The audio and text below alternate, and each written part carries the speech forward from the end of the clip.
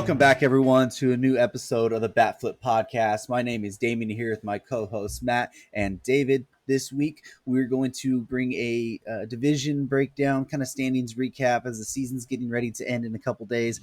Most of the standings have been finalized, and then we'll jump over and preview the wild card series that are going to happen this weekend.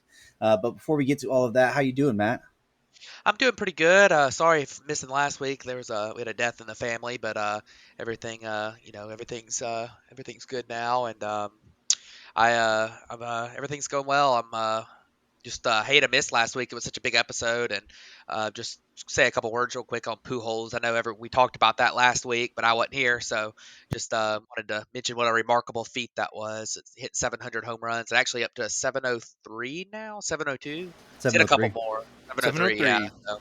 703. So, that's so cool, and also while I'm mentioning that, I thought it was also cool that they kind of took him, Wainwright, and Molina out at the same time, because this might be the last year for all three of those guys, and they've kind of been stalwarts for the they kind of been stalwarts for the Cardinals for a long time, and a lot of postseason success and everything. So just wanted to mention that real quick, as I didn't really get to say any words on it last week, but so cool for Albert Pujols, and congrats to him. Absolutely. Well, David, how are you doing?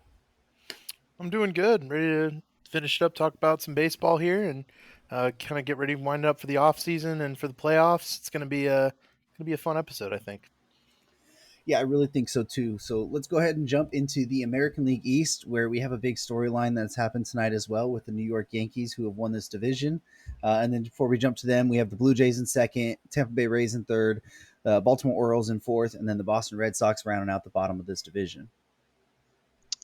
Yeah, so I guess we can start with the Yankees briefly. We're gonna be pretty brief on the playoff teams here at the beginning, because we'll be talking about them a lot more here going forward over the next few weeks. But yeah, the Yankees are just real quick. Aaron Judge just hit number 62 like 10 minutes ago. So congrats to him. I know that it's not technically the MLB record, but still, it's a remarkable feat. In this day and age, where obviously you don't have the same kind of power numbers as you did in the steroid era, and this year offense has been down across the board. We don't even have the juiced balls that we have had the last few years. So that's a really cool thing to see. Aaron Judge is having a monster season in general. But congratulations to him on that remarkable feat. His 62 home runs. It's insane. So. I saw a thing this week that said Aaron Judge would have been up challenging Barry Bonds if they had had the juice balls this year. And I think back to, I think it was a fly ball when he had 60 home runs in Yankee Stadium that died at the warning track, and everybody thought it was the home run. So, I think that, maybe we've even been deprived of a bigger number here from Judge. But yeah, MVP level season, and awesome to have a new AL home run king, after hundreds of years of baseball. It's been, I think, 50 since Maris. So that's really cool for Aaron Judge.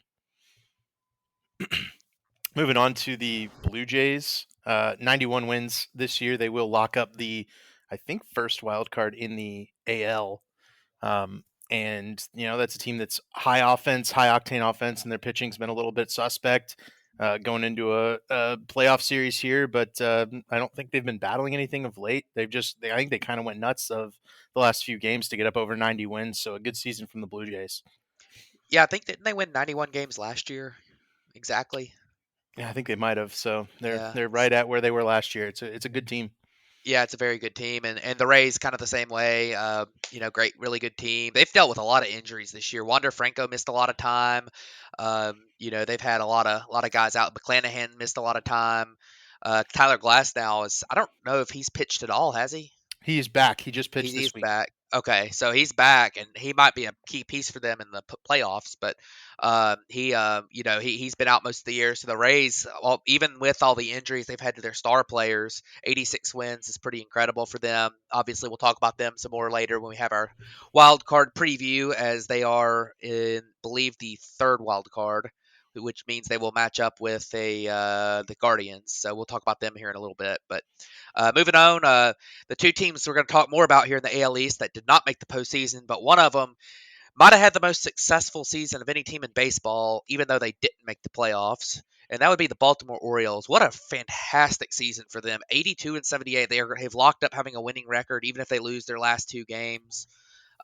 Just everything that everything seemed to go right for them this year with their young players. Adley Rutschman's been as advertised. Gunnar Henderson made the big leagues, which is crazy. It really could have been even better, I guess, because Grayson Rodriguez, while after looking like a monster in AAA to start the season, he's got shut down for injury, which is not a long-term injury. It's not an No. arm or elbow or shoulder or anything like that. They're just taking it real easy. I believe it was some kind of lat injury, so Yep. he's going to be okay going forward. But man, what a season for them! Just huge congrats. They did miss the playoffs by just a few games, but 82-78 right now. They've locked up having a winning record. I don't think anybody saw that coming. Absolutely not. I want to shout out some of their players too because they've had some really awesome performances. First of all, they also had DL Hall make the majors as well, another youngster, and he's been closing games for them lately. But we saw the rise of Dean Kremer, who's been a really solid pitch to contact guy for them. Um, and he pitched to a 3.23 ERA, was their leading pitcher this year. But Jordan Lyles led their pitching staff in innings, and he was really reliable all season. Actually, went a full season, which we don't see very often. And then we saw them pick up like a guy like Austin Voth, who at the deadline came over from the Nationals. I think it was before the deadline. It was in like June. But he had like a 3.07 ERA this year. So just a really good year from the Orioles, and they developed some really good bullpen arms as well.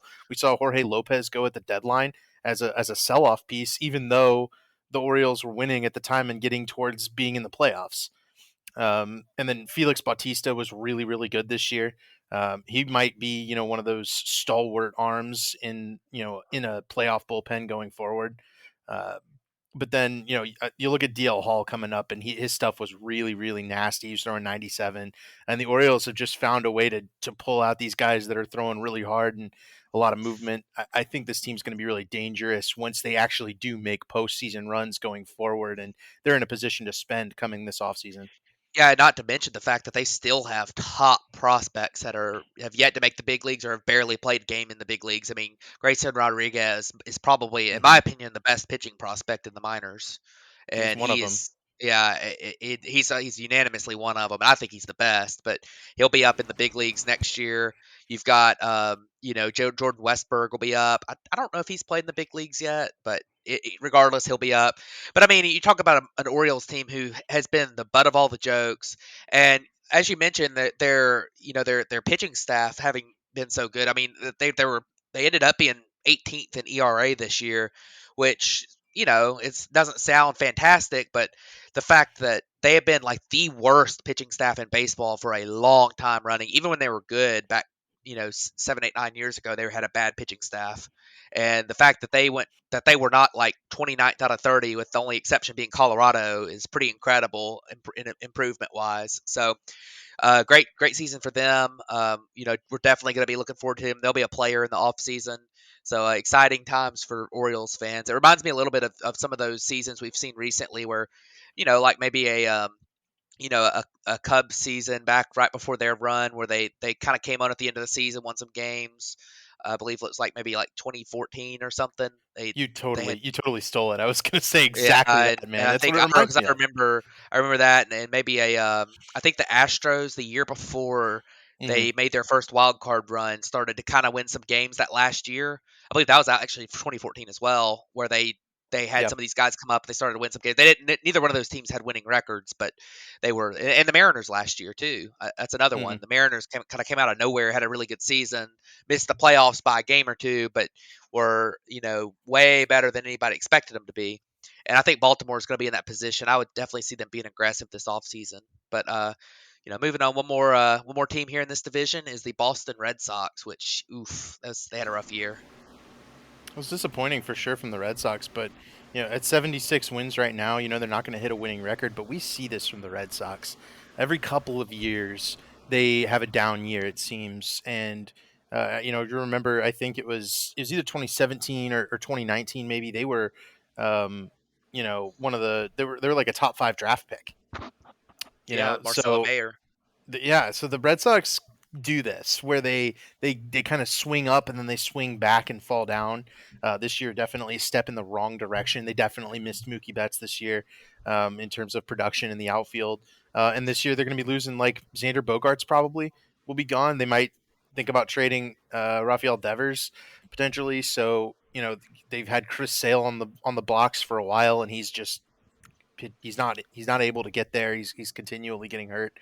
They're spending a lot of money, and it seems to not be going anywhere for them. So the Red Sox may need to reevaluate where they are right now, because they've been unwilling to commit the big dollars to some of those guys, and it's really cost them. Yeah, and the Red Sox, and we'll talk about another team later that I think is very similar situationally to the Red Sox in the San Francisco Giants, but the Red Sox seem to be in a weird position because of what happened last year. Because I think last year they were one of the worst teams in baseball back in 2020 in the shortened season. Last year they kind of came out of nowhere and had a really good season, and they won. They went to the American League Championship Series. They were really good last year, and I think it kind of came out of nowhere, and they had some guys overperform, and it was kind of one of those like magical type seasons for them. And I think it kind of bit them a little bit in the end because of I really don't think that their roster is quite as talented as people maybe expected it to be coming into this year. They have some high dollar players too, like Trevor Story he was all right this year, but he wasn't kind of he definitely showed some holes in his game that were exploited, that were maybe not quite exploited as much when he was in Coors. And then they had you see some other guys, some other guys on that team. Evaldi didn't have a great year. Of course, now he's going to be a free agent. Chris Sale couldn't get healthy. There were some problems here. The bullpen was awful, but we came into the season knowing that pitching staff was going to be bad, and I mean that's what ended up happening to them at the end of the day. Like they had a bottom 10 pitching staff, one of the worst in the American League. So tough season for the Red Sox. We'll see what happens to them going forward. I think they'll probably be better, over the next couple of years. They do have some pretty good prospects. Tristan Casas came up late the season this year. I think he's going to be pretty good, but they have a lot of holes in their roster. They got a lot of things they need to change, and I don't know if they've got the resources to make all those moves in one or two off seasons here. Yeah, it's going to be difficult, I think, for the Red Sox to make this a quick turnaround. I think they might be middling for a while, because if they keep Devers, they've got Alex Verdugo under control for a little bit. Trevor Story's going to be there. They've got some guys. But yeah, I think the very clear problem is the pitching. They have good position player prospects, but I don't think we've heard of a good Red Sox pitching prospect in a while. Yeah. So it's Ryan one of those Bello things. maybe would be the best Yeah, one, but Bello even came up and struggled this year, Yeah. though. So and we'll see if they can kind of develop him and get some things going. But the Red Sox are definitely a concern moving forward, and I'm willing to bet they'll spend their way out of it, or at least they'll attempt to, because they did this season with Trevor Story. Yeah.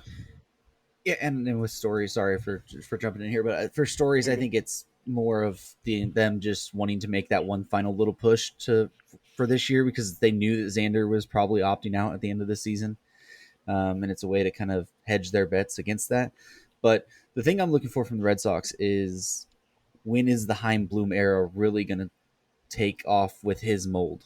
Like, I don't think you've seen his mold on this team yet, and for what they did with the Rays for so long, and that style that they try and do with the under the radar pitching and not spending as much, I wonder if you're going to see that from them the next couple years, until they're really getting a good foundation, and then try and spend their way out, to put themselves over the top, 2 or 3 years down the road. That's going to be interesting to watch for sure. But jumping over to the American League Central, you have the Cleveland Guardians, who have won the division. You have the Chicago White Sox, who have finished second in the division. The Minnesota Twins in third. The Detroit Tigers in fourth. And then the Kansas City Royals bringing up the cellar of that division. Yeah, and congrats to the Guardians on winning this division. I don't think that it was completely out of the realm of possibility that they would go to the playoffs this year. They've got some nice pitching. You thought that maybe if some of their position players would, some of their younger guys would, make some improvements this year, that they could be a really solid team. but maybe not quite to the level that they ended up being. I mean, they've won over 90 games, and won the division. And of course, the White Sox collapse helped this, and the weak division helped this too. But definitely good on the Cleveland Guardians on winning this division. They did it by base running too. They've got their five best players by wins above replacement all had at least 17 stolen bases. They also got huge contributions from guys like Josh Naylor and Oscar Gonzalez in terms of power, where that's a team that in the past has been lacking in terms of outfield power. And they had two guys come in, step up, and actually hit for power this season to kind of flank Jose Ramirez in this contact centric lineup featuring Stephen Kwan, Andres Jimenez, Ahmed Rosario, and Miles Straw. And it's kind of the perfect complement to those guys because those guys are all really athletic. Jimenez was a 6-win player this year by WAR. He outperformed Jose Ramirez, which is absolutely shocking. And he hit 300. I mean, he was everything you want out of a middle infielder this year. So that move has really paid off for the Guardians, and then their pitching staff was good too. Bieber, Yeah. McKenzie, all those guys were just rock solid. Their bullpen looks absolutely electric. They're going to be a good contender come the playoffs here. Yeah, we'll talk about them a little bit more here when we get to our wild card preview. But moving on, I know we're probably going to have a lot of words to say on the next two teams, but the first one's the White Sox, and I tell you, it's a lost season for the White Sox. This is supposed to be part of their contention window, and there's some things that they did that were definitely self-inflicted.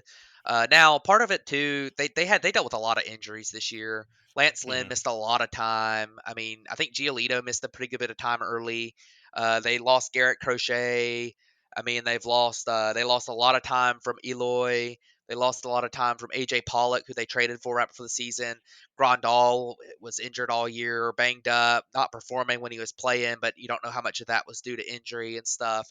This is a roster that they Tim Anderson was great most of when he played this year, but he kept getting hurt. Like they dealt with a lot of non self-inflicted issues like that, bad luck, and but obviously there were a lot of things that went wrong for this team outside of that. I know the managerial situation was a mess. We did get official finality on that this week with with Tony La Russa's officially out, retiring. I guess it's kind of retiring, kind of fired. I mean, I, I I don't know, but he's out, and we'll see what happens going forward. But then this is an interesting team because on paper they're still really good, but they have a really bad farm system. And believe me, I live in the city of their Double A affiliate, and I can't make myself go to the games because there's nobody to watch. And they they I don't know if they've got a ton of money to spend either. They have some pretty high dollar players on that roster right now, so we'll see what happens going forward with the White Sox. I definitely feel like they're probably going to be a contender again next year, but 80-80, very disappointing for them this year. Yeah, we talked about the White Sox a ton last week, but I also move on to the Twins, and it's a very similar situation. And I applauded the Twins at the trade deadline because they're the only team in this division that went out and got some additional pieces in Tyler Mahle and Jorge Lopez, and then they went and just absolutely blew it coming into the rest of the season. I mean, it was an absolute disaster at the end there. I think Mahle was really bad. I'm trying to get his exact numbers, but I think he was really bad. Jorge Lopez pitched to a 4.57 ERA and had an almost 1-to-1 strikeout to walk ratio.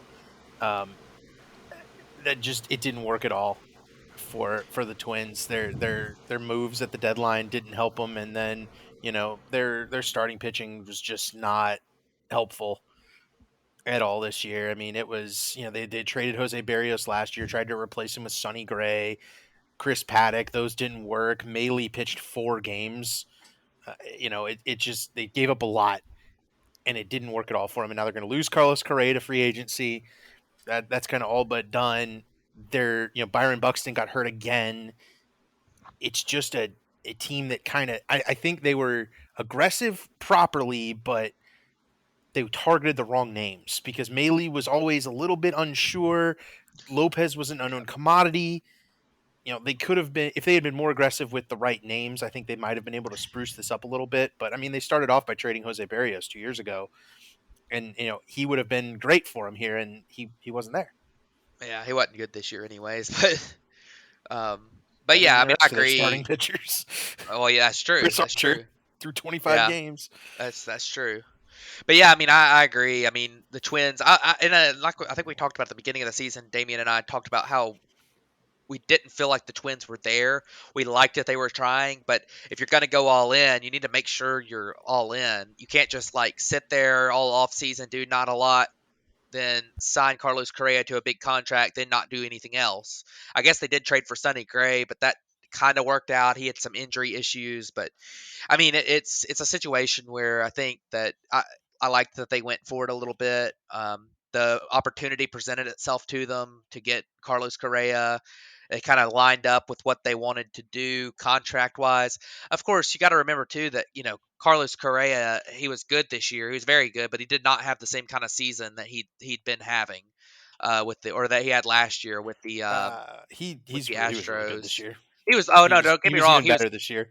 Well, He missed a couple of well, games, but he was better this year. yeah. I mean, he had almost two fewer wins above replacement this year It's than last year. I defensive, mean, but and base yeah. running, defense base running, but still, like he was good. He was very good this year. He did miss some games that happened too, but I'm not saying he wasn't good. I'm just saying like Yeah. you know you're not. He had a slow start at least too, and Hmm. you know it's tough when you don't have any depth, you don't have any rotation depth. Your bullpen is just meh to start the year. I mean, there were some positives for the Twins this year. I mean, Joan Duran was definitely a Hmm. positive. Yep. He had a great year. I mean, you've got Their you know, bullpen was really good. They had a lot of really good yeah, names come out of their bullpen. yeah, Yeah. they did show some improvement stuff, but Joe Ryan had a pretty good season to kind of build on. I thought that he was, at least for a while, he was performing pretty well. To be honest, I haven't really kept up with the Twins since they kind of fell Hmm. out of the race. But yeah, Joe Ryan had a 3.55 ERA on the season, pretty solid. But young guy they got from the Rays, which you usually don't want to trade with the Rays. But I guess the guy they traded to the Rays has done pretty good too. Um, but anyway, so it was an okay season for the Twins, but it is disappointing after all the hype they got after the Carlos Correa signing, the Sonny Gray trade. They led this division for a lot of the season, and they just kind of collapsed it down the stretch. So, but definitely, we'll see what happens with the Twins going forward. I wouldn't be surprised for them to take a step back again next year. I want to see more teams go for it in the Twins position, though. Yeah, I like what they did, and I want to see more teams act like this because you know what? The Twins still have a good bullpen. They've got some good pieces. You discovered Joan Duran. He's going to be your closer. You've got these guys who can function as your core going forward. Buxton got signed to an extension. yep, Araya has proved himself. I think the Twins are in a good spot, but they will need to figure out the rest of that lineup yep. after I Correa agree. leaves. So I agree. moving towards the Tigers and Royals, and we have done a lot of talk about the Tigers and Royals, actually. I don't know that we need to even flesh these out too much because we covered them. They both fired their GMs, their managers. Um, this two teams that are they've gone the wrong direction. But the Royals may be on the upswing a little bit more than the Tigers, who attempted to buy last offseason. It's kind of been a mess for both teams. They both have 65 wins right now. I think the Tigers actually have 66. So cellar dwellers for sure. The Detroit Tigers on the season, their position players have been worth 2.5 wins above replacement as a whole. Yikes. Tells you all you need to know. And They have a negative. their pitching hasn't been much better. I mean, their pitching is 20th in the league in ERA with a 4 ERA on the season. So The it's been Tigers have a the yeah, worst. They have the worst runs per game scored of any team in the league. 3.4 runs per game. it's No team is as bad unbelievable, as and that. it really is remarkable how bad they've been. And then you kind of add on the fact that you signed your two big signings and your big trade. I mean, Austin Meadows was bad, and then he stepped away from the game, didn't he? Isn't that what happened with Yeah, I think Meadows? so. Like he had Yeah. the mental health, which we all wish him the best, but that's definitely a bummer. I hope he gets better. But yeah, I mean, he stepped away. They traded a guy who was a pretty key piece for the Rays for him, and uh, Paredes. And then, they signed Javier Baez to the big contract, and you could see that one coming a mile away that he wasn't going to be, the 25, $30 million a year good. He was okay. 2.1 WAR at the plate. He was not good. Uh, he was decent in the field and decent on the base paths, which he always is good at but did not a great year for him. And then Eduardo Rodriguez was their other big signing, and he didn't play half the season, and when he did, he was just okay. Like, there's a lot of issues with the Tigers, and they have a lot of money on the books. Miguel Cabrera does come off the books pretty soon. It was cool to see him get his 3,000th hit, but all the pitching, the young pitchers they have that we were kind of counting on. We were looking at Scuball, we were looking at Matt Manning, we were looking at Casey Mize, and of course Casey Mize had Tommy John, and Scuball had a fantastic start to the season, but then he kind of fell off with and I think he dealt with some injury later on, and then Yeah, I think he did. and then you had Manning dealt with injury a lot of the year too. Your position players that came up, like Torkelson, was awful. Riley Green came up and was not very good. And you're kind of looking at the top of that farm system as a lot of these guys are kind of not looking that great at the big league level. And then you kind of look down the list and your farm system's a little bit more thin than you were kind of thinking it was going to be.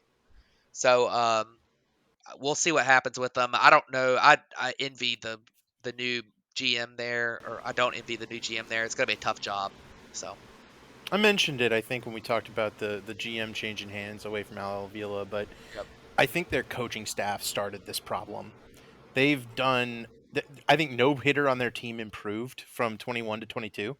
You saw fall off from every single player, especially the prospects who came up, who hit really well in AAA, and they came up to the majors and fell off a cliff. It it was a bad process, and I think this offseason will provide turnover and a starting point to jump into a new philosophy in this front office, because Javi's a really good player. I love Javi Baez. He's not your frontline guy. He's got to be the guy that sparks the team. He can't be the guy who offensively carries the team. It's just not his role. And this team doesn't have an offensive carrier at all, unless maybe Spencer Torkelson can get going. I certainly hope he can. Candelario is not going to do that for you. They got to find somebody who can kind of be that offensive juggernaut in the middle there. And I think maybe even one of the first things they need to do is mess with the park dimensions and try to make it a little easier for their hitters to hit home runs there, because it is a cavernous park that doesn't yield itself to good offensive play, and it's the kind of thing that can drag the whole team down. Yeah, that park is tough to hit in. But moving on, one last team here in the Central, the Kansas City Royals. They had the same season the Kansas City Royals have had ever since their World Series run. It's been the exact same season every year. They make a couple little budget moves in the off season. They come into the regular season and they have not done enough to improve their team. They're very contact oriented, but they don't hit for any power and they don't really walk. They just, like, their entire strategy as a team is don't strike out that much, which obviously is striking out's bad, but you have to do something with do something with the balls that you hit. So that's been a problem. And then their pitching has been weak for a while. Bullpens always kind of stayed decent, but the pitching this year, 27th in the league in ERA. The defense actually took a step back this year too. They've usually been a pretty good defensive club. But the big story for them is Dayton Moore not being there, which is probably the best thing that could happen to them. They need a Rays type of analytical, mind to be in there. It's a much better fit for that small market that's just never going to be able to spend much money. So we'll see what happens with the Royals going forward. They did have a few good outcomes this year. Nick Prado and Vinny Pasquantino made it to the big leagues. They've had some pitchers that maybe looked a little bit improved. Brady Singer's has had some good games. Brad Keller's had a couple of good games. Bobby Witt came up. He was all right. He definitely looks like a rookie, but he might be a decent piece going forward. So we'll see what happens here. I'd say way to he'll bury be the a lead. good piece.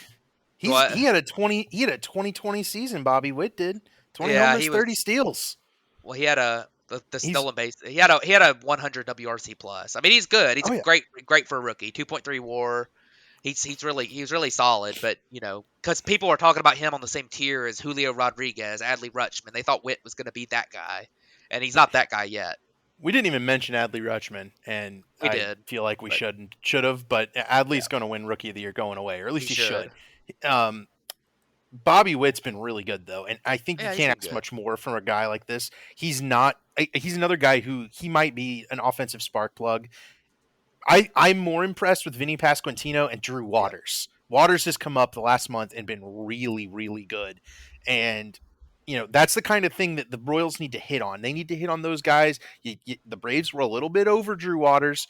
The Royals end up with him, and look at that. He comes up 145 WRC plus in this last month. He's looking pretty strong, but Waters is going to need to keep it up despite a high strikeout rate, and he's got to hit for power.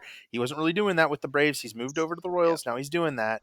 I think Drew Waters can be a guy, and also Nate Eaton's got some of the craziest infield metrics in the league. He's thrown yeah, like 103 mph across the diamond, and he's got like 11 stolen bases. Nate Eaton might be one of those guys you look at as an athletic freak, maybe almost like a Key Brian Hayes light athletic freak and that can't really hit for power, but yeah, he's come up and made an impact for sure. yep. So definitely an interesting season for the Royals, and they'll be an interesting team to watch. See how their new front office operates here in the offseason. Yeah, it's gonna be really interesting to see where these bottom two teams really move forward. Because, like you mentioned with the Tigers, that coaching staff kind of needs an overhaul, and then the Royals just need to get a whole facelift from their World Series days and move on past that. But moving over to the American League West, you have the Houston Astros who won the division. You have the Seattle Mariners who finished second. Then the Los Angeles Angels finished third. The Texas Rangers who finished fourth. And then the Oakland A's who brought up the bottom of that division. Yeah, so first off, briefly, the Astros 104 wins. It's incredible. They lose Carlos Correa and they just get better. I mean, it's like this team is very well run. Uh, they've had great seasons from lots of different guys. I mean, Jordan took the next step. Kyle Tucker was great. Altuve bounced back to being like great Altuve again. Jeremy Pena solidified himself as a really solid rookie. Um, this team is just really good. Verlander came back and is going to win the Cy Young. I mean, it's just insane what the Astros have done this year, and Mm-hmm. props to them for being able to do it. Because I mean, I think it's like everyone's kind of expecting them not to do that this year. They every year for the last 2 or 3 years, it seems like they've lost a couple guys. Everyone's like, I don't know if they'll do it again, and then they do it again. So, congrats to the Astros on the win, and then the Mariners, the walk-off home run the other day clinched it for them. That was really cool, Kyle Raleigh. And we'll talk about them some more here in a little bit. But what a great season for them! Finally made it back to the postseason. The national nightmare is over. They made it. And obviously Julio Rodriguez is the guy to talk about there, but we'll talk about them some more here in a little bit. So Yeah, and on to the Angels, who might be the contender for the most disappointing team of the season with the White Sox. The Angels with waste yet another historic season from Otani and Trout, and when they've won 73 games so far, they may not win another one unless Otani and Trout, kick it into overdrive. I mean, the Tungsten Armo Doyle meme continues because yeah, these guys have just found a way to waste such historic performances. I mean, Trout's vintage Trout. He's going to hit 40 homers despite only playing like 120 games. It's just mind-boggling yeah, how good that guy is, and the Angels can't win anything with him. yeah. It's the Angels are so frustrating because it seems like they've done this a lot where they got off to a really hot start this year. Then they had like a stretch of like going like 20-60 or something. Like they were just absolutely like the worst team in baseball by miles for about 2 months.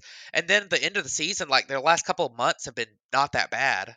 I mean, it's so weird how this seems like the second or third year in a row that they've done this, and they just I mean, it just feels like they need some winning culture in there. Like they need somebody who's not gonna. They need some guys in there, veterans maybe, that are not gonna panic and like I mean, that's something that we don't talk about an awful lot on the show, but sometimes you need a few of those veteran guys who are just going to kind of keep the ship righted. And they just don't seem to have that. They did get one good break as Anthony Rendon ended up coming back for the last week or two of the season, which means he's able to serve a suspension. But that's kind of the key for them going forward. They got to be healthy with their top three guys. I mean, obviously Otani has been healthy very well the last couple of years, but they got to get old Trout. He's got to stay healthy, which we don't know going forward what his long term health prognosis is with his back, and then Rendon's got to be able to stay healthy, and then I mean, you got to figure out something with that pitching staff. It's just not good. So I know they've done a lot of wheeling and dealing in the draft for pitchers the last couple of years. I really like some of the moves they've made, in the draft, and we'll see what happens. I mean, they're probably going to have money to spend this offseason to a certain level, and I don't think with them signing Otani to the 1 year deal to avoid arbitration that happened last week, I don't think they're going to trade him. So I think they're going to try to go for it one more time and see if they can't figure out a way to win some games next year. So we'll see what happens with the Angels, but definitely disappointing from them. Yeah, just one thing on. I don't know how much money the Angels are going to have to spend this year if Art Moreno is truly considering selling the team. It is true. Yep. And with the whole stadium lease deal being up in the air, and that the Angels could very well be in the situation where we just saw with the Nationals, trading Juan Soto because new ownership doesn't want money on the books. I mean, you don't know with the long term contract of Trout, Yeah. Rendon, the big contract of Otani. I actually think signing Otani to arbitration now, or avoiding arbitration and signing him to a deal now, makes a trade increasingly more likely in the Yeah. offseason because you know what his salary is going to be Yeah. already. Yeah, Yep. that's a good point, but we'll see what happens. It'll be interesting see what they do this offseason, but I'd like to see them make one more run because I like a lot of the players on that team. I think they're fun. So, I was thinking about another bad pitching staff. The Texas Rangers pitching staff this year was dreadful, just absolutely dreadful, and it wasted a really good offensive season from their two big signings in Marcus Semien and Corey Seager, who were both rock solid, worth the money. They also got some big steps forward from Adolis Garcia and Nathaniel Lowe, and the Rangers just couldn't outscore their bad pitching. Their only good pitcher was Martin Perez. I think it's a bit of a step backwards in the whole, but I think the Rangers have done what they needed to do to cement the start of a move forward. But it's very clear where their holes are, and they're all in the pitching rotation. I mean, it was really bad. yeah, and I mean we saw this coming too. Like we talked about before the season, like it's in some ways it's kind of similar to the Twins, as in like we're glad they're going for it, but what are you actually gonna like? Are you really going for it? Like you're not putting together a complete team. You just signed a couple of really good players to add to a really crappy team. Now the Rangers are a little bit different because their guys are long-term deals that they signed. So as some of their prospects come up and stuff over the next year or two, they'll be able to help those guys that they sign in the offseason will be able to help that. But I mean, we'll see what happens. I mean, he's this team is really it's really interesting to look at because I mean some of their young guys like Jack Leiter being out of the minor leagues, he really had a horrible year in the minor leagues this year. Like so, you're kind of relying on those guys to come up and really build this roster, and we'll see if they're able to actually do that. But it'll be interesting. I think that they'll probably be aggressive again in the offseason here this year. But we'll see what happens with them. And then one final team, the A's. They were the worst team in baseball. We knew that was coming. They did do some pretty Mhm. good things this year when it comes to just their development. They, Shea Langoliers made the majors. He was part of the Matt Olson trade. They got traded Frankie Montas, who had a really rough second half of the season with the Yankees, and got some good pieces out of that. I think their minor league system's looking a little bit better. Obviously, some of the guys didn't work out. Like Christian Pache has looked completely lost again. But we'll see what happens with the A's going forward. You know, they'll probably be bad for a few years. Shout out to Sean Murphy, who Yep. is battling Adley Rutschman for best catcher in the AL right now. But Seth Brown hit 25 homers.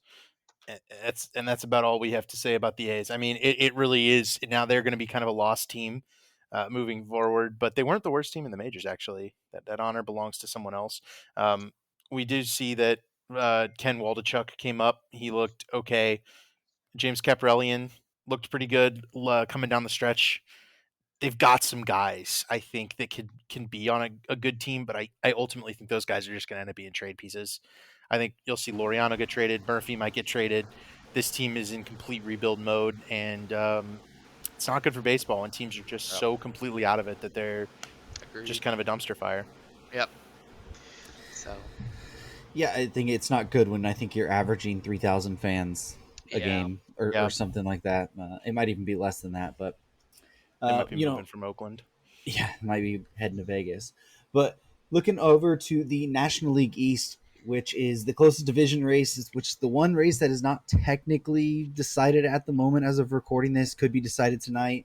But that's with the Atlanta Braves having swept the Mets this weekend. We talked about that was going to be a big series. Atlanta was able to pull off the sweep, take the division lead. So they're leading the Mets by one game here. You got the Philadelphia Phillies in third. You got the Miami Marlins in fourth, and then the Washington Nationals bringing up the bottom of that division. Yeah, I start with the top two teams, and we just briefly mentioned that series this weekend. The Braves beat Degrom, Scherzer, and Bassett 1-2-3, and put up 4 runs on, I think 3 runs on Degrom, 4 runs on Scherzer, and Bassett got pulled in like the third inning after giving up 4 runs. So that was really impressive for the Braves. And then that sweep, they pretty much had to sweep that series in order to have a chance to win the division. But then sweeping that series gave them pretty much like they have to beat the Marlins one time or have the Mets lose one time. So the Braves are actually ahead right now tonight by 1 run against the Marlins late. So we'll see what happens there. But a great season for the Braves. It's actually the first time, believe it or not, the Braves have won 4 straight division titles in the East, and this will be their fifth if they can hold on.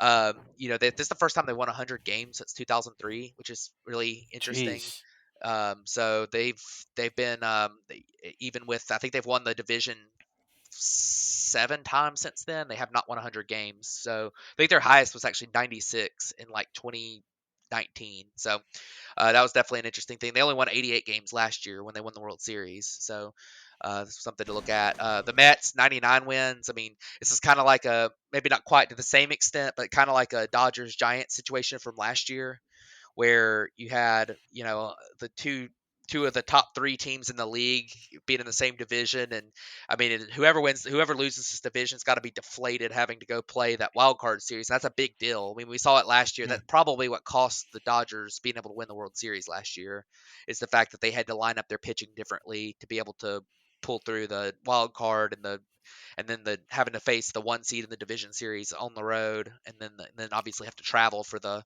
championship series. So definitely interesting. The Phillies made the playoffs. They clinched, I think, 2 days ago, and good for them. This is their first playoff appearance. Everyone's talking about the Mariners, which for good reason, but this is the Phillies' first appearance in the playoffs since 2011. So congrats to them. They really needed to make it this year because that roster going forward has some aging guys on it and some concern. There's some concerns there going forward. So, but they'll be in. They are either the last or the second to last wild card team, depending on the last couple games. So I think the Padres. I think they still could catch the Padres and pass them, but I'm not sure. So They can, yeah, yeah, but and I think whichever one of those, you don't want to be the 5 seed. You want to be the 6 seed, um, because then you get the Cardinals, who are an objectively worse team than the other wild card team, yep. and then you get the The well, they're not Dodgers. objectively worse, but then you get the Dodgers, or no, you don't get the Dodgers Yeah, if you're yeah. there. If you do, you get the Mets, and then the Mets, who are better than the Cardinals, and then you get the Dodgers if Dodgers. you're in So that yeah, no, series. it's a Yeah. bad lineup to be number 5 here. You want to be number 6. Yeah, Um, and but sorry to interrupt this part. Just no, you're just good. to play this, I think the Phillies are also noticing that because they're losing 6-0 in the third inning to Astros right now. Yeah. Of course, to be fair, it's the Astros and it's Justin Verlander pitching tonight. So Yeah, but I they mean, gave up 6 too. So I it's think they're true. also saying like, hey, we also want to avoid San Yeah. Diego Yeah, or the I Mets. They yeah, gave send they San. gave the Astros the buzzers this game. Yeah, We talked about the Marlins last week. They fired Don Mattingly, and we really did kind of go through on their roster a pretty good amount, but another middling season from the Marlins, and it kind of comes down to, are they going to move stadiums? What are they going to do here moving forward? Because it's just not working. And then the Yeah. Nationals are the worst team in baseball after selling Juan Soto and being kind of a dumpster fire. they had the worst run differential in baseball. They were just really, really bad this Yeah. year. But at least Joey Meneses was kind of interesting through the second Yeah, half. he's fun to watch, and I mean they do have some interesting players going forward. Obviously, with the Juan Soto trade, they did get some really good prospects out of that. C.J. Abrams has been back at the big league level, and I think he's been doing decently well for them since he came up. And then Josiah Gray has been a guy who's pitched a lot this year, gotten some valuable experience. Kybert Ruiz has been hurt a lot of the season, but he was doing decent before that. So they've got some they got some interesting pieces going forward. It's just it's going to take a lot of time, and that their money situation is not good, especially with them trying to sell the team. Hmm. So I mean they still have the Corbin and Strasburg contracts, and neither one of those are going to be movable. So Yeah, unless you pair like a unless they pair like a like a CJ Abrams with it, they're just not going to move those contracts. So they're going to be bad for 3 or 4 years, I think, at least. So Yeah, that's what it's looking like. But let's jump over to the American League Central now, where we had the St. Louis Cardinals end up winning this division. We have the Milwaukee Brewers in second. You have the Chicago Cubs in third. You have the Pittsburgh Pirates in fourth, and then the Cincinnati Reds bringing up the bottom of that division. yeah, the Cardinals, of course, they had a great year, 92 and 68. They had to have their star, they're a star loaded lineup. They're top heavy, and they had to have their stars play like stars. And Arenado and Goldschmidt both played like superstars this year. Both of them will be top five MVP. I think Goldschmidt probably wins MVP. So good for them. And then their pitching held up enough. Their bullpen had some good breakout guys like Ryan Helsley. I mean, Wainwright pitched decent this year again. It actually sounds like Flaherty has pitched pretty well since coming back, which is kind of surprising because he had really struggled. But even when he was healthy over the last couple years, but he sounds like he's kind of maybe fixed a little bit. Miles Mikolas had a good year, so the I Cardinals look hate like to a pretty. What's that? I hate to break it to you, but the Cardinals' best pitcher since the trade deadline has been Jose Quintana. Yeah, I was gonna say Jose Quintana was a good trade, and he's a good pitcher, and Yeah. Jordan Well, Montgomery too. so is Jordan yeah. Montgomery. Yeah, Jordan Montgomery's been really good too. they added a lot of depth at the deadline to their lineup, and they're just or to their rotation. But yeah, they're a good team. 92 wins so far. Um, they're gonna be dangerous they're gonna be a tough out in the playoffs for the Phillies, and then if they beat the Phillies, the Braves, they're gonna be tough. So definitely a good team, and we'll see what happens going forward. I have a feeling Devil Magic is going to be at its maximum this year with the retiring players. So Yeah, you're right. The Brewers we've talked about at length because of their trade deadline exploits. Ultimately, it wasn't enough. They end up falling just short of the Phillies in the second wild card spot. And, as good as Corbin Burns and Brandon Woodruff are, they weren't really able to carry this team. And I think there was a pretty sizable lack of depth in the bullpen and in the rotation once they traded away Josh Hader and once they didn't add anything else to that rotation. It just kind of fell apart on them. Devin Williams was really good. Freddie Peralta got hurt, even though he was really good to start the year. And Burns and Woodruff couldn't hold it together for him. The rest of the rotation didn't really have anything, and then the lineup was pretty mediocre at best. It saw some big breakout performances from Willie Adames and Rowdy Tellez to get to 30 homers, but neither of them were particularly impactful. Hunter Renfroe's one home run from 30 as well. Christian Yelich has fallen off a cliff from old performance, and he's very expensive the rest of the way. So I don't know that they're going to have any money to be able to improve this team in the offseason. The Brewers are kind of vulnerable, I think, because I think they maybe gave away their best shot this year at making some improvements and taking a step, into the wild card and attempting to make the playoffs with that good pitching rotation.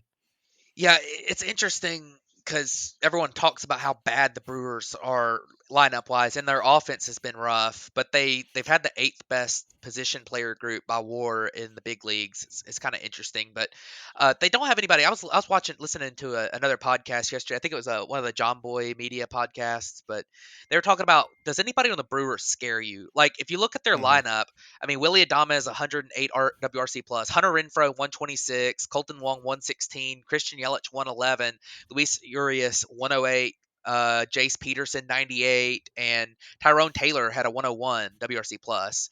Rowdy Tellez, 109.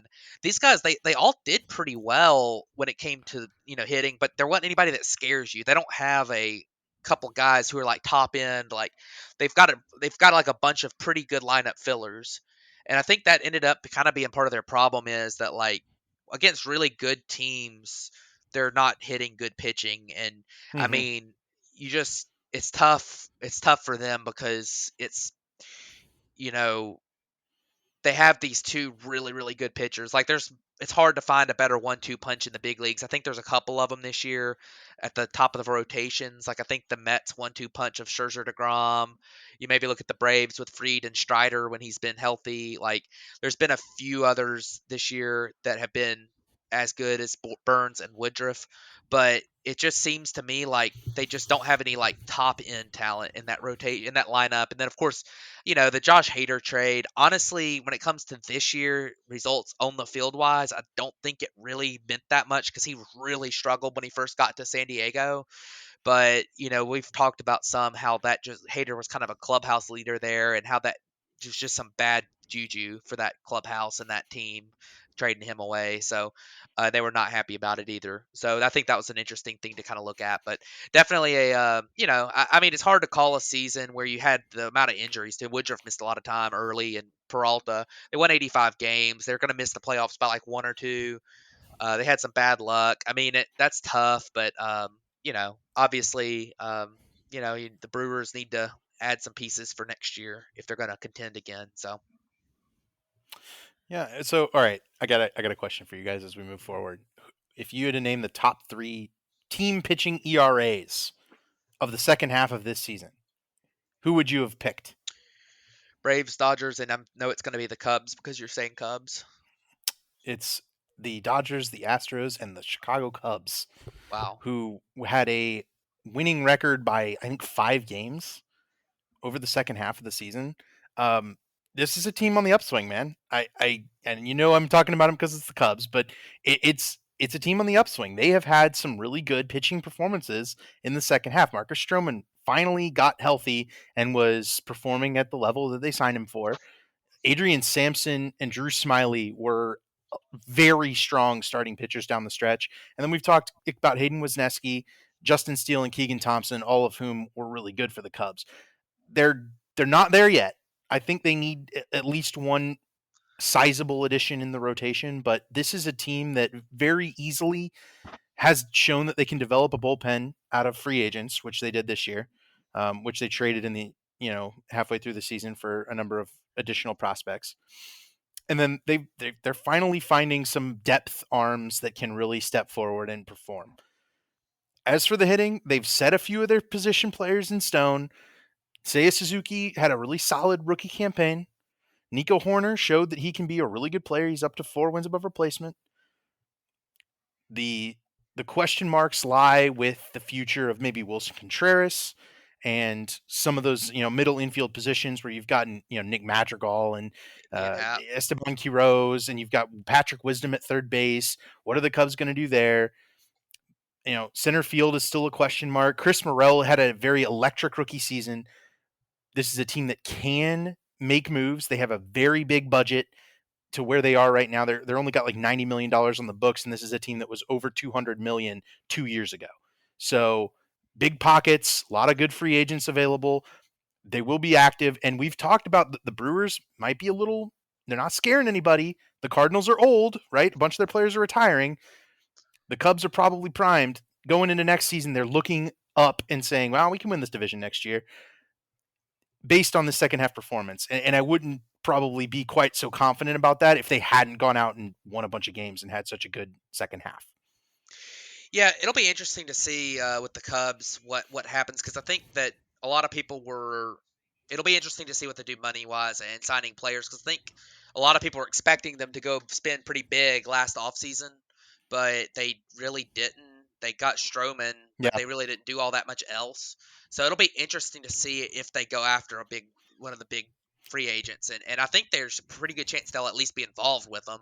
Yeah. But we'll see what ends up happening, and then they've got a pretty good farm system too. And the biggest thing with the Cubs is their farm system's really deep.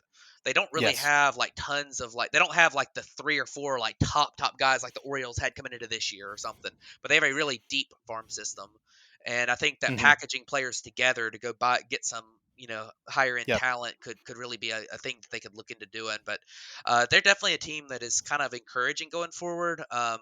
So we'll see what they do, what they're willing to spend. I know that's kind of been a hot topic, but we'll see what happens. I think the Cardinals, I mean the Cubs are definitely in a position where if not next year, year after, they'll definitely be potentially ready to contend.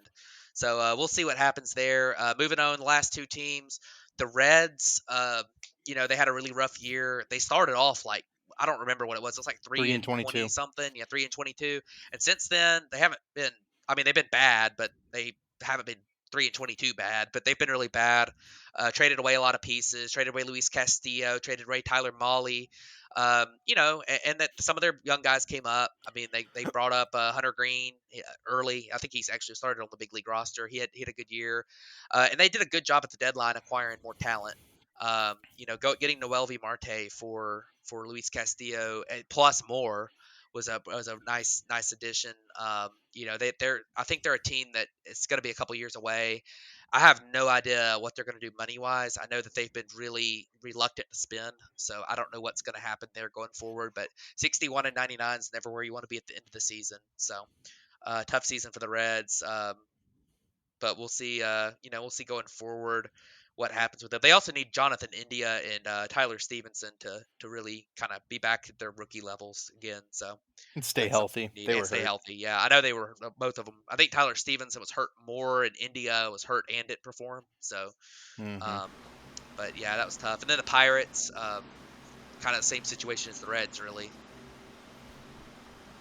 Yeah. I mean, you look. They had a lot of guys come up, and the Pirates might be in a position where they can maybe get encouraged with the performance of Brian Reynolds and O'Neill Cruz and some of those guys. But again, that's a pitching rotation problem. It's kind of similar to oh man, the Texas Rangers, where Yeah, you lost so many games because the pitching was just so bad. And Roasny Contreras is there, but how many of those guys are actually going to be yeah. able to step up and start? So they just really don't have that pitching depth yet um, in Pittsburgh to be able to kind of step forward and compete. I think even though this division seems pretty winnable moving forward, somebody's got to step up and start winning it because the Cardinals are pretty old. But we'll see. Yeah, and you got to look at when it comes to Pittsburgh too. Like a lot of their guys that did come up this year, like O'Neill Cruz specifically, being kind of the most hyped guy, he's not a finished product. Like he's going to have a Hmm. lot of work to do because as of right now, he looks like he's an athlete that's trying to play baseball. So instead of a really good baseball player, I mean, he had a fine year. I mean, rookie year, played 85 games, 1.3 WAR, hit 17 home runs, which is really impressive. But I mean, 35% strikeouts. He's not walking very much. Like a 106 Hmm. WRC plus for a guy. Is definitely not a finished product at shortstop. His defensive metrics were pretty rough. So obviously he seems like he's got the talent to maybe be able to do it. So we'll see if he does stick at shortstop. His arm is obviously like insane, but he's just one of those toolsy guys who's still kind of learning how to be a good baseball player. So Yep. we'll see what happens going forward with him. And then the rest of that team, I think their farm system's pretty good too. They've got a few good pitching prospects. They've got obviously a couple first overall picks that they've got coming up, like Henry Davis. I think they'll be in a pretty good position going forward. I just kind of a similar situation with the Reds. I don't know if they're going to be willing to spend at all, so they're going to have to eventually spend a little bit. Maybe they showed a little bit of that willingness when they signed some of the extensions they've signed, like Brian Hayes. So, but we'll see Hmm. what happens. Yeah, it's going to be a big offseason if they're going to finally be willing to trade Brian Reynolds. I think that's going to tell us really what the direction that they're thinking of going is going to be, depending on what they do this offseason.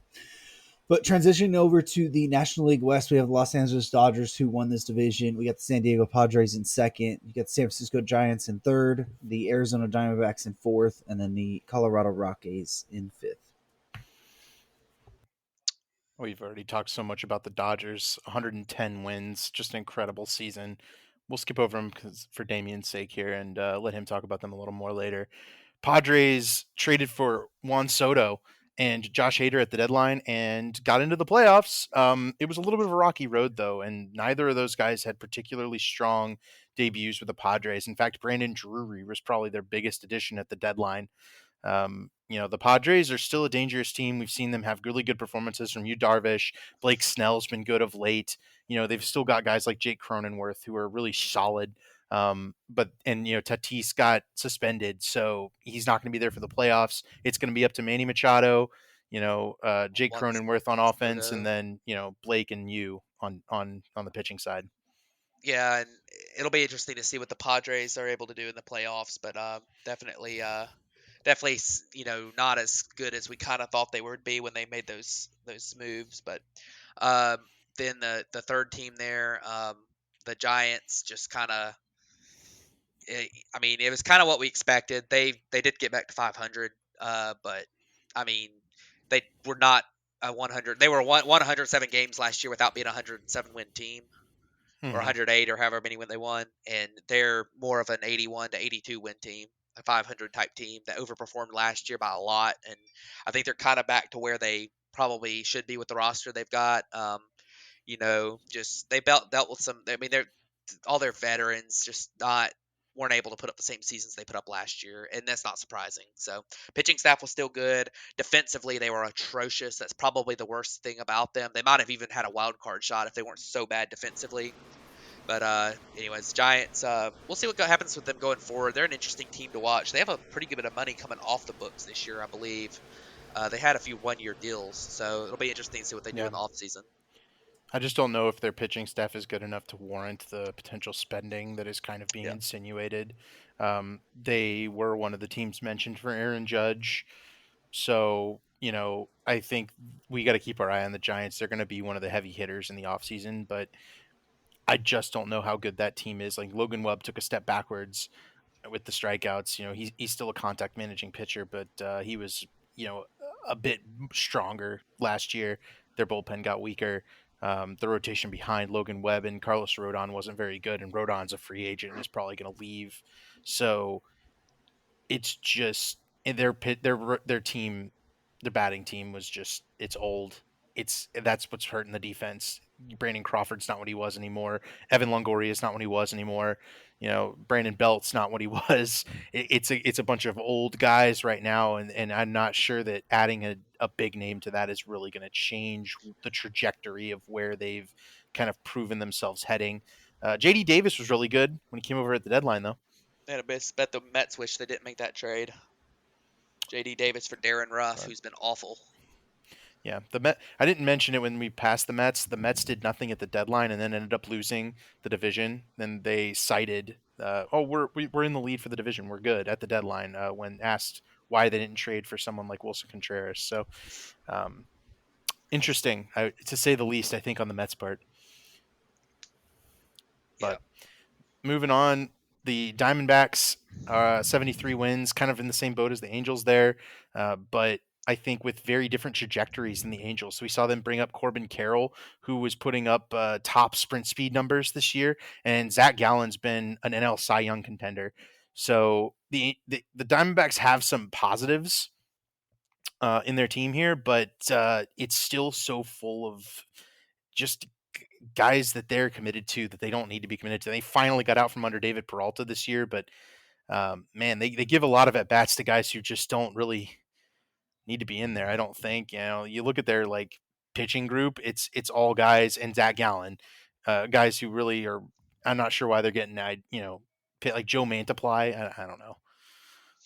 Zach Yeah. Well, Davies. yeah. I mean, they got to have warm bodies, but I mean, it's like, Yeah, I don't know. We'll see.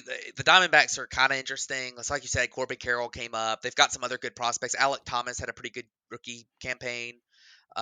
They Christian Walker had a great season. Nobody really talked about him at yeah. all. And then they've got some other pieces. I mean, Jordan Lawler in that farm system. Eventually, they got some good pieces there. But we'll see what happens with the Diamondbacks. They're kind of interesting. I don't know how much money they got to spend, so maybe in the off season they can make a few moves and kind of get to like a 500 type team. But we'll see what happens with them. But moving on, last team. oh boy, the Rockies, they were bad. Mm, Um, Defensively, shocking. they were horrible. They're kind of like the Twins in that they tried in the offseason a little bit. Like they spent on Chris Bryant, who was hurt most of the year and just didn't really help them that much. So the pitching staff was bad. Herman Marquez, I don't know what happened to him this year. He was god awful after being a pretty solid pitcher for a few years. I bet they wish they traded him. And they made no moves at the deadline, which was weird. Yeah, they didn't So sell anybody. they didn't. They So they extended Daniel Bard, who's 38 that's years right. old. That's right. Remember? They did. Yeah. And C.J. Crone, didn't they? And he extended too. Yeah, CJ Crone upped, but CJ Crone's been very good for Oh them. yeah, no doubt. But like, It's just you could have traded him and it gotten something, and because he's not going to be on a yeah. contending Rockies team. Yeah, I don't know, man. The Rockies are completely void of direction and have been for several years. They don't know what they are. This is a market in Denver that should be a big market team, but the ballpark plays like a bandbox. It's skews the numbers for the pitchers and the hitters to where the hitters, even if they're good, aren't viewed as good, and to where the pitchers, if they're bad, they're actually viewed as good, and it just messes everything up. They got to figure something out, but right now I think it's going to be a while before we see successful baseball in Colorado. I agree. Yeah, it's going to be a while. And just to hit on your Herman Marquez deal, at home this year in 87 innings, he has a 6.70 ERA. If you look on the road in 94 innings, he has a 3.43. Yeah. The smart team will be the one that picks up Herman Marquez. That guy went on and almost threw a perfect game last year. He's in Seattle, I believe. So, he's talented, but he is getting killed by his home ballpark. Yeah, the Rockies actually have to commit to trading somebody, which they don't want to do. They won't do it. But that's going to wrap up the division standings and how it is basically going to look through the end of the season. Let's go ahead and jump over to the wild card, breakdown kind of prediction part of it. We'll go ahead and start in the American League, where the matchup is going to be the Cleveland Guardians at home against the Tampa Bay Rays, and then it's going to be the Seattle Mariners traveling to Toronto to face the Blue Jays. Yeah, so the Guardians Rays is going to be really interesting. That's a couple of fun teams to watch. I think that pitching matchups, I really like the Guardians in the series because I think that in a 3-game series, I mean, game one they're going to have Bieber, so that's going to be tough to beat. Tristan McKenzie will be good. I mean, I know the Rays have got good guys too, but I think that in a short series like that, I think that contact oriented approach is going to work out really well against a Rays team that's kind of built to deal with the AL East big boppers approach. So I do think the Guardians will move on from that series. I'll be David, what are you contrarian. thinking? Yeah, I'll be a little contrarian on this. I think the Rays' method of success this year has been the antithesis of a lot of other teams.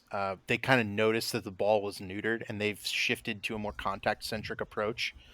You'll note that they don't have very many home run hitters in that lineup.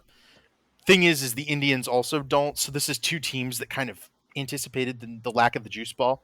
I think I said Indians, Guardians, but the Rays pitching ideas where they're going to use like guys one time through the order. I wonder if those 5th and 6th innings of the Guardians starters are where the Rays are going to jump on them, and then the Rays aren't going to let that happen.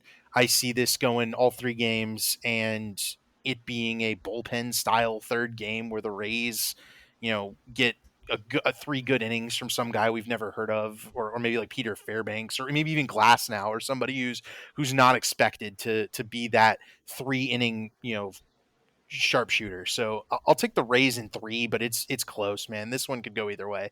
It's gonna be a really fun one to watch.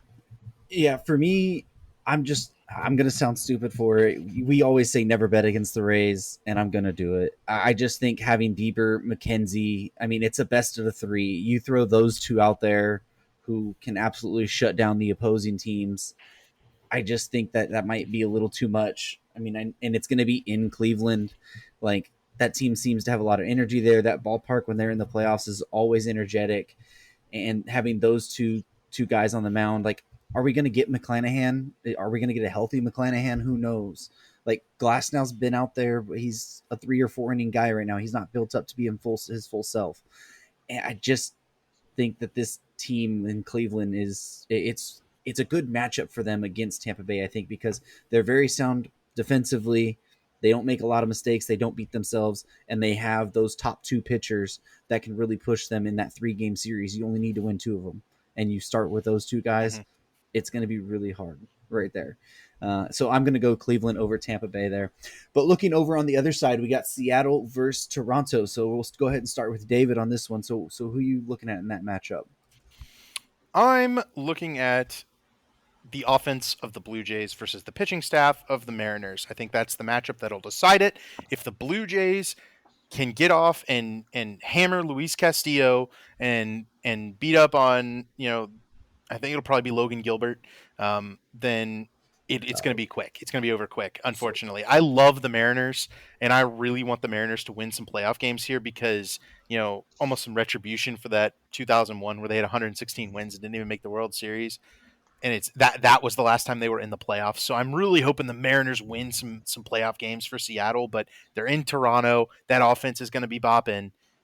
I would bet the Blue Jays here, and I'll pick them. The question will be is if those Mariners pitchers, which we've talked about extensively on this podcast, those Mariners pitchers come out and shove. I think that the Mariners offense can put up some runs against the Blue Jays pitchers. The Blue Jays are not as good a pitching staff as the Mariners. So the key matchup, the Blue Jays hitters, I think they're going to win it. I'm picking the Blue Jays. But the way the Mariners win is by that pitching staff shutting down the Blue Jays offense. Yeah, and I saw something on the Mariners side that it was lining up as Castillo 1, Ray 2, Gilbert 3. Okay. I wouldn't throw Robbie Ray in this series because lefty against all those righties, but that's me.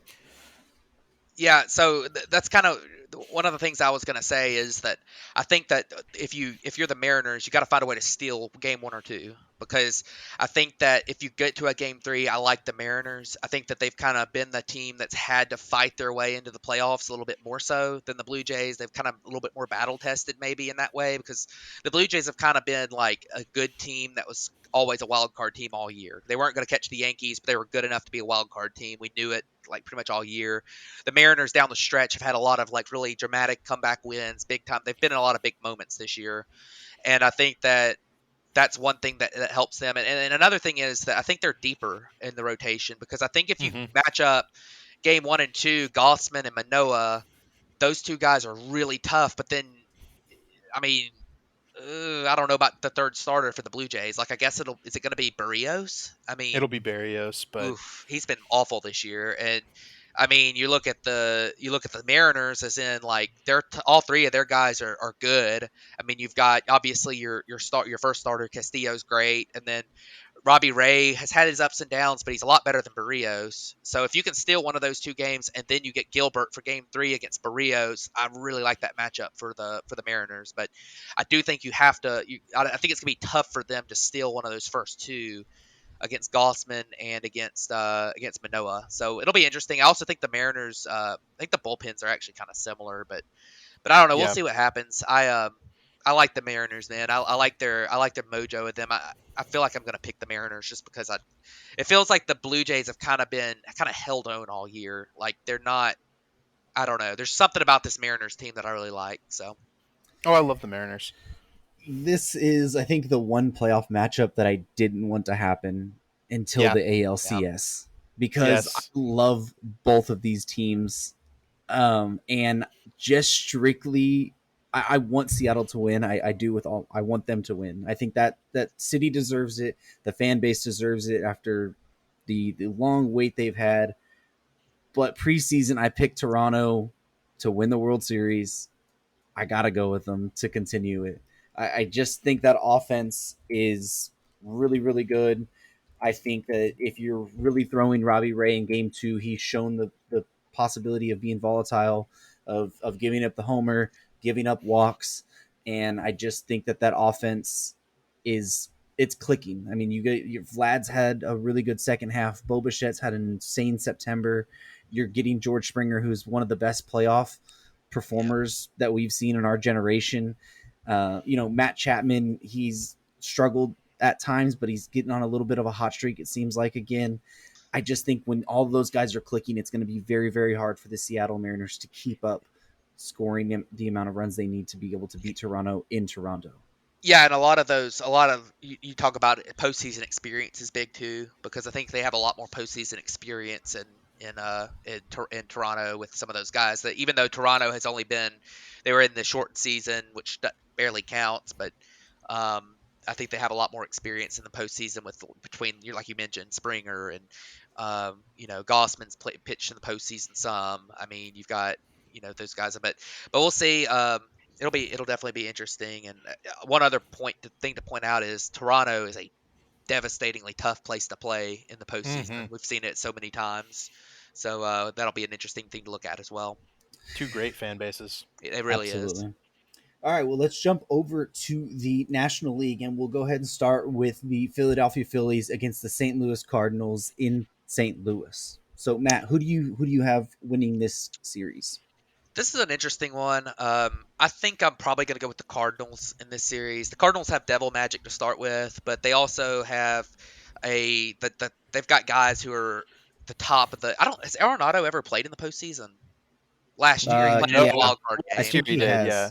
I think he has in like 2017. That's right. That's right. The Rockies It made the was wild against the card. Cubs. Yeah, When Archie Bradley hit like the triple or whatever. that's too. right. And then the next year they beat the Cubs in the wild card game. So Yeah. He hugged Javi that's Baez. right. Yeah, that's right. I hate that. That game So- didn't happen.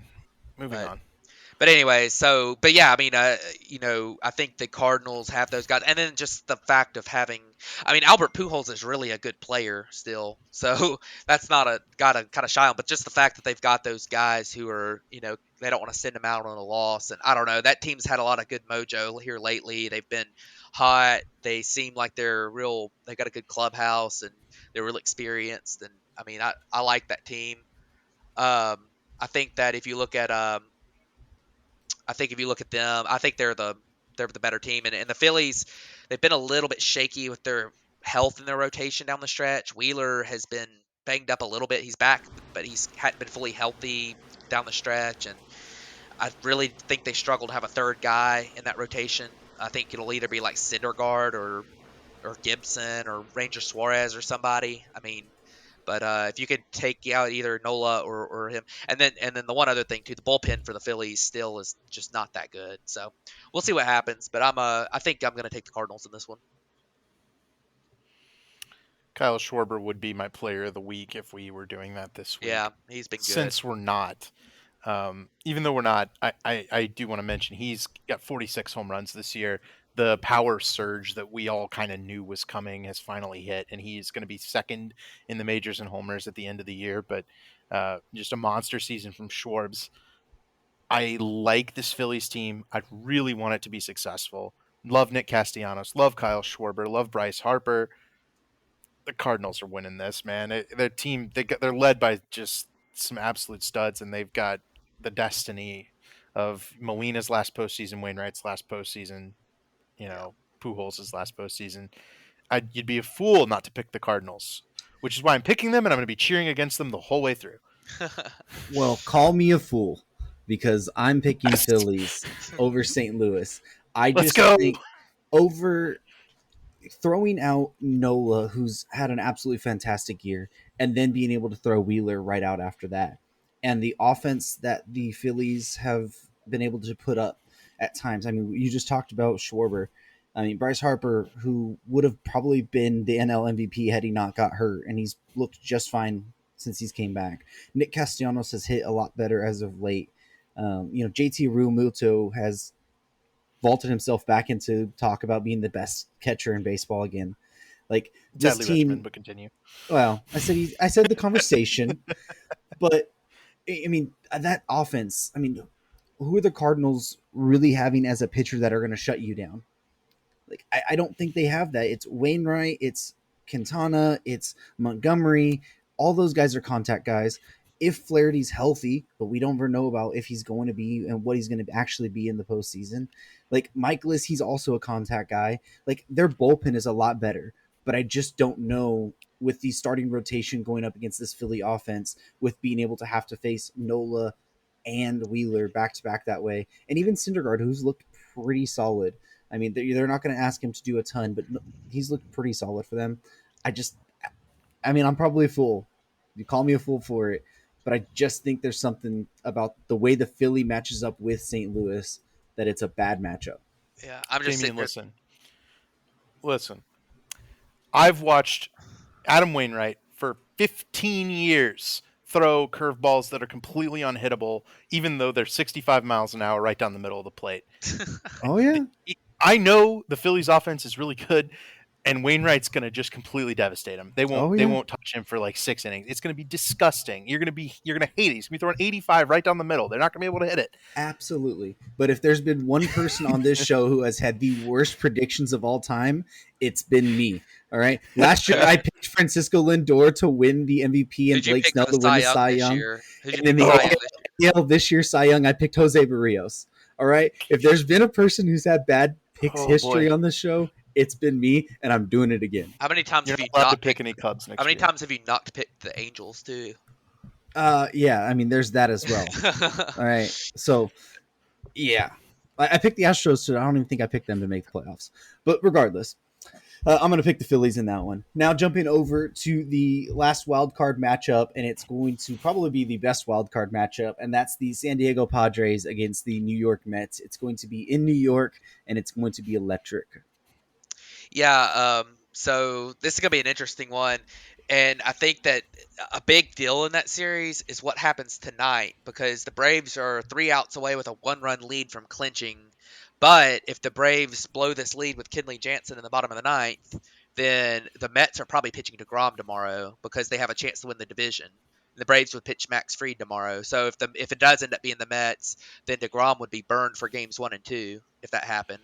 So that's kind of an interesting caveat to throw in there. But assuming the Braves hold on to this lead tonight, it would be DeGrom, Scherzer, and I guess Bassett again. And I do not think that the Padres are going to fare too well against those guys, especially with the fact that Edwin Diaz is lurking at the back end of that bullpen as well. So the Mets have won 98 games, 99 games for a reason. They actually won 99 now for a reason. And I think that they are going to beat I think they're going to beat the Padres in the first 2 games. So I'm going to take the Mets, even though I don't want them to win. I'm about to get my Lee Corso out. Not so fast, my friend. I love you, Darvish. I love Blake Snell. I like Joe Musgrove. They are as good as a collective of DeGrom, Scherzer, and Bassett at this point in their careers in terms of effectiveness, especially coming to the playoffs. I'm not calling them better because they're not, but I think Bassett drags it down. We just saw him get blown out by the Braves. I think the Braves actually just gave the Padres hitters the blueprint on how to beat that Mets group, which is you have to attack early in the count. You have to. You have to jump on them early because those guys throw strikes. You have to jump on those fastballs. You have to get them early in the count. The Padres have a lot of effective hitters. Manny Machado's, one of those guys who might win MVP. I love this Padres team. I think they're going to ride the starting pitching to the wins, and they're going to have that scrappiness that the Mets just don't have. Plus, it's the Mets. You have to bet against the Mets. The Mets are going to bungle it. They always bungle it. It's the Mets. I don't know what to do. I really don't. I This series, it's going to be one of the more fascinating ones to watch because I mean DeGrom is DeGrom. Scherzer, we've seen him be lights out in the postseason, and we've seen him be able to get lit up in the postseason, or at least be hit around a little bit. And then we look on the Padres side, and we have Yu Darvish, who at any given moment can lose his command and start walking people or start tipping his pitches. It's been fantastic all of September, but it's just one start all of a sudden. You never know. Joe Musgrove looks great. Game 3 is probably going to be Blake Snell if it gets there. What Blake Snell are you getting? We don't know. Bassett, we know he's not going to be insanely good, but I don't think he'll get hit around all that much either. But I believe in the San Diego offense just a little bit more. I think having Machado, Soto, Bell, and I mean Bell hasn't even looked that great, but just having him in that lineup, Drury's looked good. Cronenworth, they're just the Padres are just one of those teams who never go away in games. They always have that potential there, and I just don't know if the Mets' offensive depth is there. I mean, we've seen them get shut down by the high level pitching, and I just don't believe that they'll be able to pull it off. I just think San Diego's too good of an offense to fall away in this series. Oof. Wow. My thing, the thing I saw today, before we kind of wrap this up, my thing I saw today was that the Mets have one of the lowest home run totals for a 100 win team ever. Pete Alonso's 40 is the most on the team, and only Francisco Lindor has gotten to 25, and only Eduardo Escobar has gotten to 20. So they only have 3 guys who have that big time home run pop. Who's going to get that big hit for them late in the game if they need it? It's got to be Alonso, but he may or may not have the right matchup. You get a hard throwing righty in there, and all of a sudden Alonso kind of isn't nearly as effective. So he's done a lot of the damage for the Mets. But if this series really does rely on Alonso and Lindor, I think if they don't come out to play like they didn't come out to play in that Braves series, it's going to go the way of the Padres. It's really funny you brought that up, and I know it's against the Nationals, but the Mets led off with 3 straight homers tonight. Of course, they knew they were getting. It was Nimmo, McNeil, and Lindor led off with back-to-back homers. Oh, Jesus. So I know it is against the Nationals, but it's just incredibly hilarious that you brought up their home run stat and they did that today. No. But yeah, I mean that's exactly part of the reason. I just think that the San Diego offense is too deep to go away in a series like this, where we've seen the Mets hitters get blown away recently with good starting pitching, and the way Darvish is throwing, if he's on, which he has been lately, and then Musgrove, and then Snell, who's looked really good these past couple weeks. Like, I think that's a tough matchup. Mm-hmm. But that's going to wrap it up for our standings and wild card prediction episode. We will the wild card series is, I believe, Friday, Saturday, Sunday, 3 straight days. There will be an off day on Monday. That's when we will be recording our next episode. And then the division series starts on Tuesday, the 11th. But before we head out, anything else you guys want to wrap up on or hit on? Let David go first. The Braves are not away, so try to drag it out just so we can break some news with the Braves won the division here. But no, I'm ready. The playoffs should be good, and looking forward to it. I'm glad we're not doing it on Tuesday. Tuesday's my birthday. Hey, happy birthday! So there you go. Next week, so. Alrighty, well, we're going to wrap it up before Matt has a conniption on this episode, and you guys hear something we probably shouldn't. You know, Damien. I'm pulling a Damien. I'm watching Kenley Jansen try to lock down the division. He's been doing that for about 10 years in a row now. So. Yep, that's true. I have benefit. Freddie Freeman's played on his best team he's ever played on. That's true. 110 wins. He also had one of his best years ever. He did. He did. Now, obviously he has a ring, but Kenley Jansen has a ring. Kenley Jansen does have a ring, even though it's got it's got Disney World on it. But yeah, still counts.